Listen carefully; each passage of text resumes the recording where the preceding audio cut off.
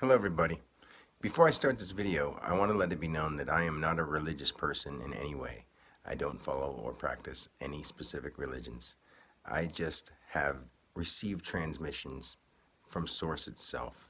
So in no way am I trying to insult anybody or rile anybody up.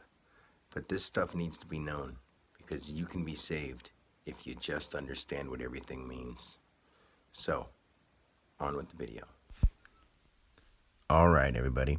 Here we go. We're going to just jump in with both feet. Let's just start off with the Garden of Eden. Now, what is an Eden? Let's just say it's the energy den. You'll see why that's what it means. Because take all the personal things and the personal ideas out of these characters and understand that they're speaking in a metaphysical way. Yes, they've all played out in different timelines. They've all played out on Earth. Everything is happening within you, around you, everywhere. As above, so below is so true.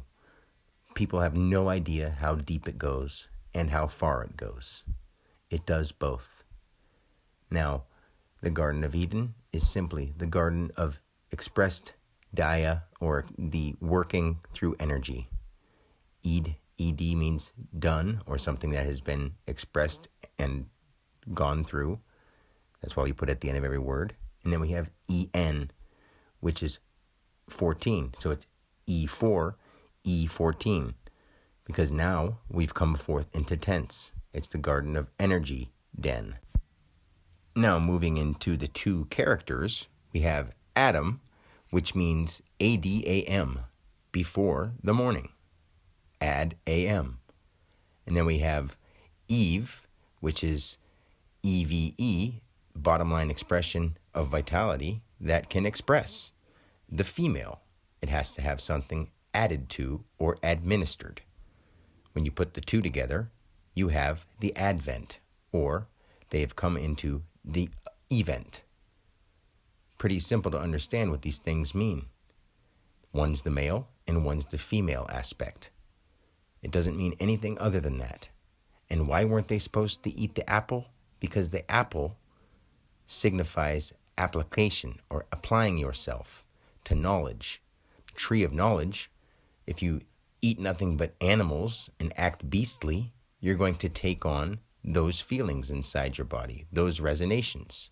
But if you eat from the tree, the fruits, the green, you then start taking on the pure elemental memories, and you start understanding the cosmos, the things that are made of the elements, the light, the sun, the earth, the very materials that make everything up. So you're not supposed to apply yourself. You're supposed to leave knowledge alone and let that be taught to you, right? No, wrong. So there we have Adam and Eve in the Garden of Eden. Let's move into the other people. We have Joseph, who wasn't the father, but he was the Yosef. Like, let's say J plus O equals Y, because 10 and 15 make 25. Why? It's basically the word Yosef, but it's the masculine idea. The junction ongoing, subject, express, placed here. So it's the male idea. Now, what do they signify with the male is that Mary is the sky. Most depictions you see of Mary have her in a blue outfit with things that look like stars and the holy bird in the sky, because Mary represents the sky, which the light pierces into. The Yosef is the male, is the thing that has taken vital identity and subjected an expressed placement here into the sky. Now the sky, to be impregnated, the virgin, of course, there's no body there. It's the ideas of these energy bodies. We've given them figures so we could tell stories to each other. But the ideas of these energy bodies, we have Mary, which is a active concept or a manifestation, active, reference, vitally identified. It's the sky. We have marine, we've come into identified, notion expressed, but we've come into just Mary because we are manifested, active, reference, vitally identified with a Y, something that yokes yonder. So when you impregnate the night sky with the shine of the sun, the Yosef into the night sky, Mary, we have Jesus. And why is Jesus supposed to be the livingness of all things? Because Jesus Christ means J is the junction of identity, the junction, bottom line expression, subjecting units of subjects. So it's all of us. He's us. Jesus, of course. Pretty simple to understand. You could say Yeshua, and you could say yes, you are. That's all of us. Not me, not just you, but all the you that is out there. Every person refers to themselves as I, and everything outside themselves, if being referred to, is a you. See what I mean? So Jesus is the idea of livingness, the living Son, the Son of God that shines the eternal light to all of us. And then the word Christ is the concept here recognized or referencing identity, subject plus, or you could say the concept here rised. When the concept here rised, he will rise again. He has risen because he's Christ. The concept here rised, but identified as a subject plus all things, the Christ in all of us. I know this because I've experienced it, and I experience it on an everyday basis. This is why I must teach this to people, even though it makes them uncomfortable, because as beautiful as it is and as magical as it is, it's quite dark at times. So we'll move to the next. What is Nazareth? Let's just say the N represents the notion that when you start with an N, you're representing a notion. Now, a notion is active, so there was nothing here yet. It's a notion. Now we've activated. Now we have a top to bottom, Z. So the Z is a top to bottom sign. We have a notion, activated. Now from top to bottom, we have activation as a reference or a human number R, active here, expressing plus here. So we have now arrived, but now has arrived. Nazareth. See? Jesus of Nazareth he's us, and now he's arrived. See what I'm saying? So the Christ has arrived at Nazareth. So it's the now active, top to bottom action reference expressed plus here. It's where he's us became human, right? It's where all things that grow become.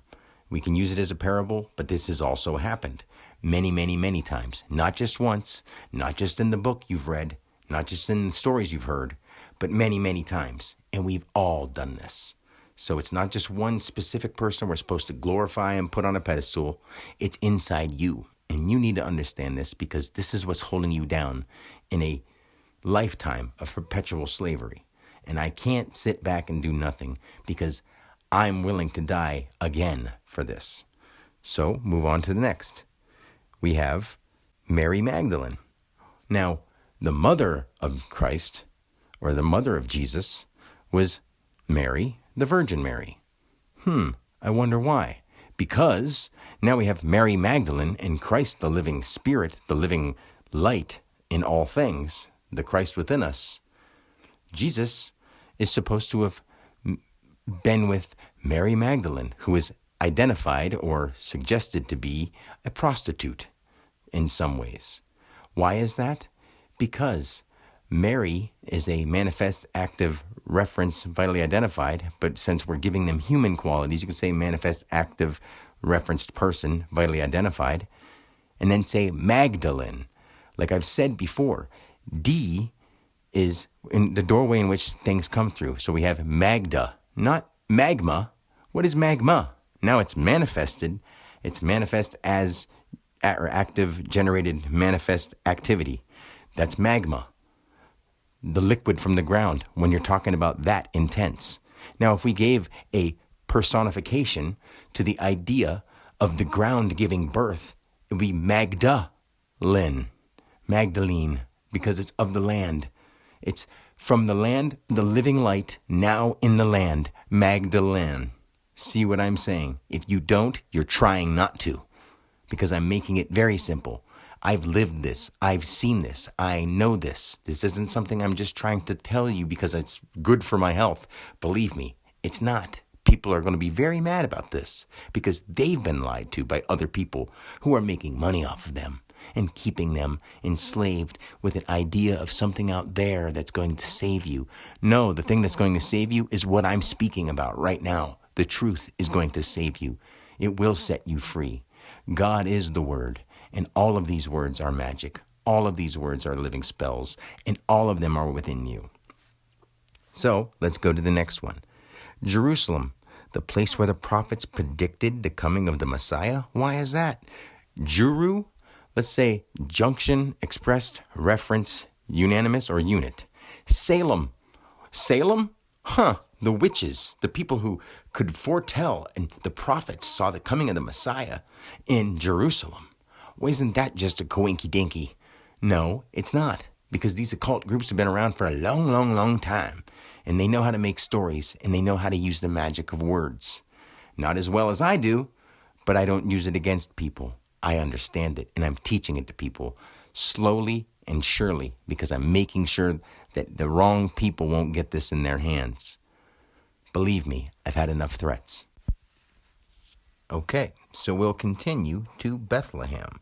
If you see the word, it's not very hard to understand if you know what a brothel is, but we're talking about here expressed manifestation. And it's not a brothel, it's the base energy or base expression plus here as it lie, expressing here, bottom line, expressed manifestations. Because we say that Christ is the signification of living light.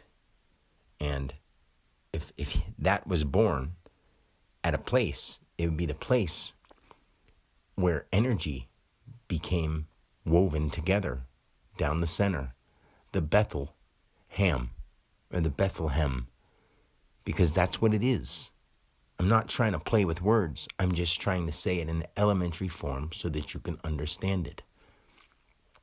Like we say that Christ died on the cross, that just means the meeting of light and matter coming into being.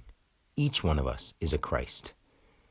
Each one of us is a He's us. Each of us is Yahweh, but it doesn't mean that we're all this individual who's supposed to rule the world. We are all individuals with that livingness, with that light within us. Don't let the stories lie to you. Don't let yourself be blinded. It's time to wake up and see the true light. And Bethlehem is just the base energy sewn together. The Bethlehem. Pretty simple if you just think about it instead of blindly listen to what you've been told or blindly listen to any of the stories you've watched or anything like that. Or you could have just ignored all this stuff. It may not be the religion you follow, but your religion will have the same kind of thing going into it because it's just another story. And we're living it right now. So all these past things don't really matter all that much. Everyone wants to sit and say you got to understand the past to make the future better. No, you don't. You got to look around you and have a heart to see what's going wrong and fix it. It's okay to look back at the past for reference, but if you look too much, all you're going to do is relive it because you do live what you think. And if you think that that is what we're supposed to base our lives off of, how don't you see that that's what the future becomes? That's why there's so much death and killing over who's right and who's wrong about their belief systems. Forget the belief systems and be here now, living in this world together. All right, sorry about the tangent. The last word of this is the big word, God. Now, I'm in no way trying to put down the idea of God. I love God. I am one with God. In fact, I don't have a problem with that word, but I know many people do. I can use creator. I can use a universal essence. I can use whatever you want to say. But in English, the word God is G, 7, O, 15, and D, 4. Add them all together and you have 26, the alphabet, the English alphabet, because it's Anglo-Saxon. It's the angel-centered language. And if God is the word, it was meant to come around where the universe was going to get its answers in an English speaking being. I'm really not sure how anyone couldn't understand this. Because once you've heard it, you can't unhear it. You can just ignore it and go back to sleep if that's what you want to be. God is the Word, and you are a form of God. You are a form of the universe, wrapped up in your little skin suit, and you were called into being with your life sentence, which is your name. And that corresponds with everything around you. It always will. And once you wake up, you'll see the beauty of it, but you'll also see the terror. And most people aren't ready to face that. It's coming around whether you like it or not. So it's time to start learning and understanding. I'm here for you. I could go way more into each one of these people and show you how they go into every other religion and every other spiritual teaching. But we'll do that on a different day. And if I was in public with you, or if I was on stage speaking this, which is what I really want to do, because it's important that people know how deep this goes. It applies to everything and everyone alive. So that's all I'm going to say for now. Like I said, I'm sorry if it offended anybody. This is from my heart. I've been trying for a very long time to get people to hear what I'm saying, and it's getting frustrating. Because enlightenment or not, you do have emotions for a reason. You gauge them with the body you have. That's why you have senses. That's why you have feelings, so that you can use them to propel yourself into making right action, not to blow them off and get wasted so that you can numb yourself in a world that's full of lies, trying to take advantage of you. That's all for this video. God bless.